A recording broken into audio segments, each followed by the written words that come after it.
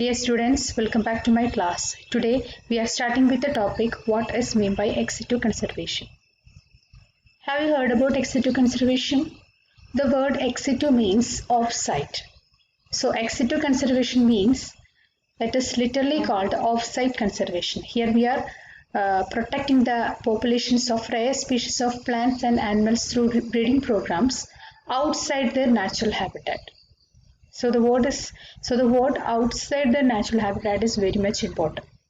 Outside the natural habitat, we are protecting plants and animals who needs much more care as well as protection. Okay. Then, what actually we are doing in this conservation? Yes, we are protecting them. When we are doing this, when the habitats of these organisms become severely degraded or destroyed, or the number of a particular species become very much reduced, or the process of poaching or killing of animal becomes much more severe. In these conditions, we are generally put forward this particular strategy, that is ex situ conservation. Here actually what we are doing is that we are conserving the genetic blueprints of organisms. You know that what is meant by zoos, botanical gardens, gene bank, pollen bank, etc. So all these things are generally coming under this ex situ conservation. Okay, in zoo we can say that we are preserving animals, botanical garden plants, then gene banks, pollen bank means it is we are conserving the pollen grains, then seed bank we are conserving the seeds, cryopreservation that we will discuss later. So all these things are generally coming under this ex situ conservation. And globally around 1500 botanical gardens which is generally preserving around 80,000 plant species. And in the case of zoos, globally there are around 800 zoos are existing and they are conserving 3000 animal species. Okay, so I hope you got a general basics of what is meant by ex situ conservation. So let's move in detail. So three or more or four categories are generally coming under this ex situ conservation. The first one among them is called a seed bank. What actually we are doing, that is seed bank is nothing but we are preserving, yes, we are preserving seeds. Which type of seeds? Those plant species which are at the edge of extinction. We are generally concentrating these particular plant species and we are conserving or preserving them. This is called a seed bank. And here what we are doing, that is we are drying the seeds to bring down their water content below 40 degrees centigrade and then allowed to cool and maintained at a constant temperature of around minus 20 degrees centigrade. Here you can see that this is a pictorial representation of a seed bank. Here we are doing all these seeds just like this methodology and we are preserving just like this. And here those seeds which can withstand this extremely low temperature and highly reduced water content, such seeds are generally known as orthodox seeds. Okay, for example, the seeds of staple crops such as cereals and legumes are commonly known as orthodox seeds. So what is the advantage of this seed bank? Here we can preserve the seeds for about 20 years without losing its vitality.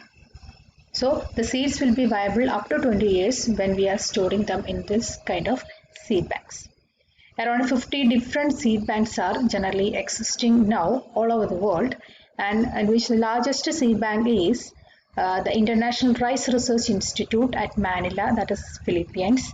Here around 90,000 samples of preserved plants are generally stored here. Okay, another one is called International Maize and Wheat Improvement Center at Mexico.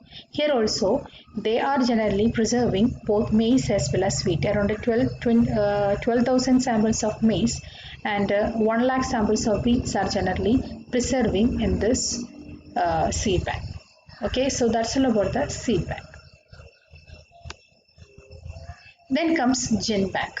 Gen bank What may be gene bank? We are preserving the gene, that is DNA. Here the collection of DNA samples together with the samples of somatic material organisms are preserving here in gene bank. Here what we are doing is the materials from the endangered plants as well as the cultivars are stored in viable form. The preserved stocks of both seeds and vegetative materials are generally found in this gene bank. Here, what is the advantage is that these preserved materials have the potential to breed the species which is in captivity and to release them when conditions are favorable. That means in gene bank we are preserving all these DNA samples altogether with the vegetative material. So whenever the conditions are needed, we can take out this materials and can breed them for our purposes. Okay.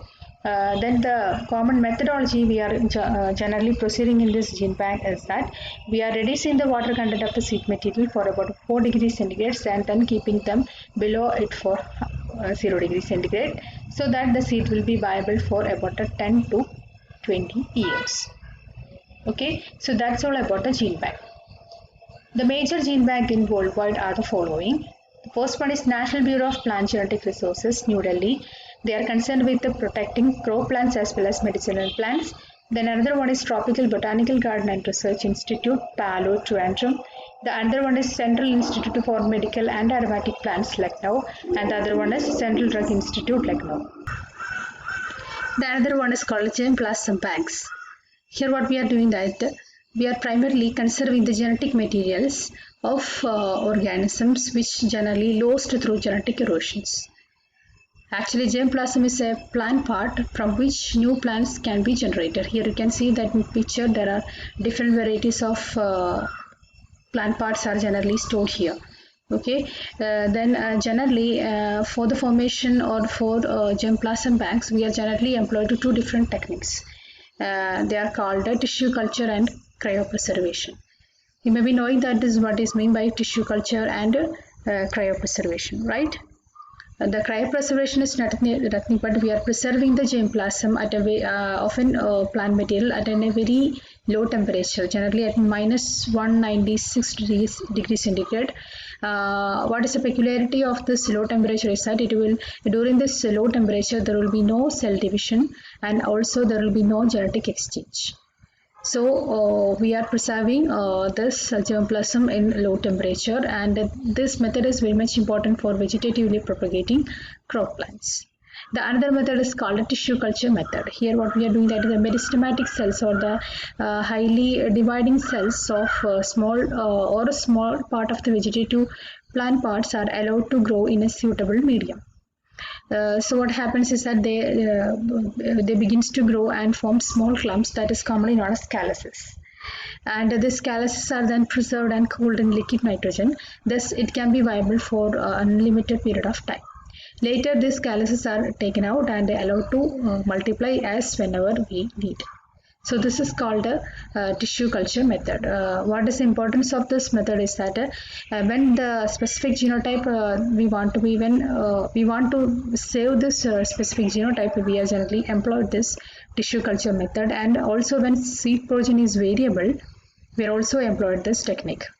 Apart from that, there are another two uses, that is when the seeds are altogether absent of a particular organism and the seeds are becomes recalcitrant. That means when the seeds become killed by means of freezing, we can employ this tissue culture method. So this is the need of tissue culture method. And what is the advantage?